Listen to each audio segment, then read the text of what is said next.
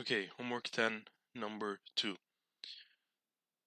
So in this problem, you're being asked to write a for loop that creates an array with alternating zeros, ones, and twos with a length n that is defined as an input.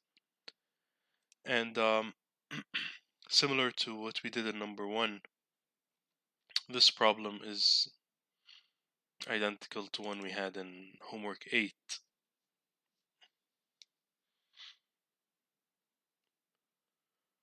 So homework 8, number 4, we had a similar problem which asked for the user to write a for loop that creates an array with alternating zeros, ones, and twos with a length of 21. So let's open the script we wrote for that one. It was homework 8, number 4. I'll navigate to MATLAB. Okay, so this was the script we had for that problem, and in that problem we were asked to create an array with a length of 21, that has alternating zeros, ones, and twos. So we're gonna use the same logic, but we're gonna, instead of 21, have the length of the function to be an length of the array to be an input to the function. So let's see how we did it. So what we did back then is that we ran a for loop from 1 to 21 with increments of 3, and then we just dropped 0, 1, 2 in a structured manner into this loop. So let me copy the body of this loop here, and let's create a new script. And again, we need to create a function. So let me write the prompt of the problem here.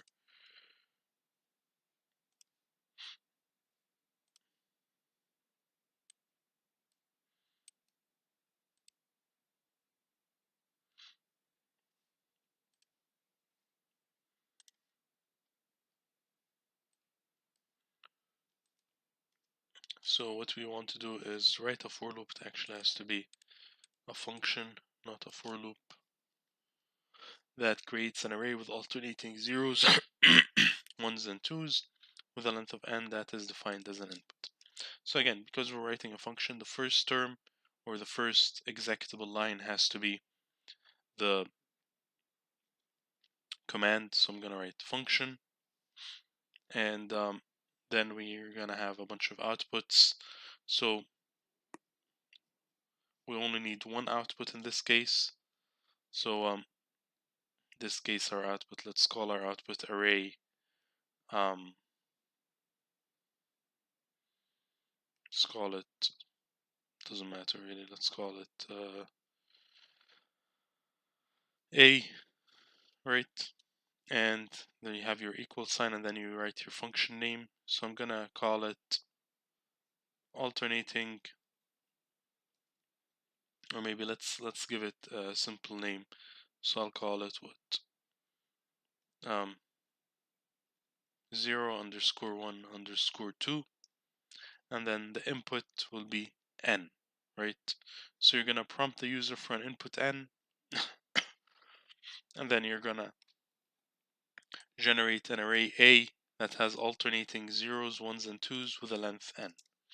And in the body of the loop, I'm just gonna paste the logic we had from homework 8, number 4, right here. And then let's clean this up. So again, in a function, you should not have a CLC clear command because you just call the function whenever you need it. And then we used A, which is the same notation, so that's fine. So initially A equals 0, initializing the vector. You don't really need to have this line, but it has no effect really. And then for I equals 1 to 3, and in this case I need it to go to n, AI is equal to 0, AI plus 1 is 1, AI plus 2 is equal to 2, and then end. And then after I exit out of the loop, I need to just show A as the output, right? Or maybe you don't even need to have this line here, you can suppress this. So let's let's save this function. So again, when you save it, you have to be careful. When you're saving a function, the function name should always match the name you have here on the right hand side. Just the name without the parentheses and the inputs. So in this case, I'm going to save the function.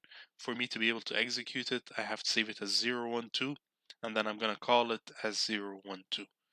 So I'm going to save it here. It will be called 012 save. And let's go to the bottom in the command line and try to run it, debug any errors we get, and see how it's gonna react. So I saved it, and then in the bottom in the command window, I'm calling the function 012, and then I'm putting 5, for example, and here we go. It's gonna give me an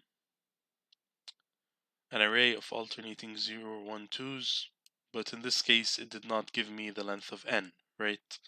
Because this array length is 6, but I wanted only an array length of 5. So why did this happen? Let's go back to our function and try and troubleshoot this. So for I equals 1 to 3 to n, ai is equal to 0, ai plus 2 is equal to 1, ai plus 2 is equal to 2. So in this case, our first iteration here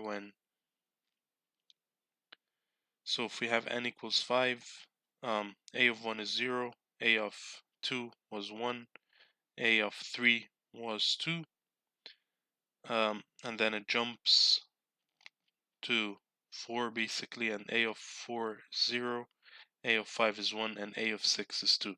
So it doesn't really check if we reached n or not, it just drops it into ai plus 2.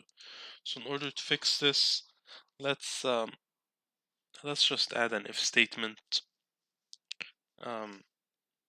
If I is greater than or less than n,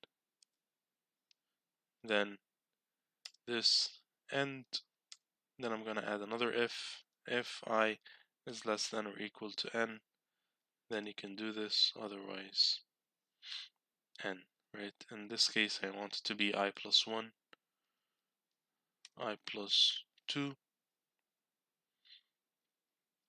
and let's add another if here. If I is less than or equal to n, you can execute this line, and then I'm gonna end. So the logic here, the reason I added these if statements around these commands was to avoid having an error similar to the one we had at the bottom, where basically I called it asking for an array of length 5, and I got an array of length 6. So what I'm doing in the function now is I'm checking before every addition whether I've reached the maximum length or not. So let's save our function and let's try it again at the bottom. So I saved it. At the bottom I'm gonna call 012 with a length of 5, and here we go. And now I have 012, 01, and then once it gets to the length you need, it exits. And let's call it again. 0, 1, 2. Let's say I want it to be a length of 9. Yeah, so 012, 012, 012. Okay, so this is the logic. Again, when creating a function, you have to debug anything you create, see if it does what you're asking for. Usually +1 errors or -1 errors are very common in loops. So it's always good practice to just do a couple of trial runs to test it.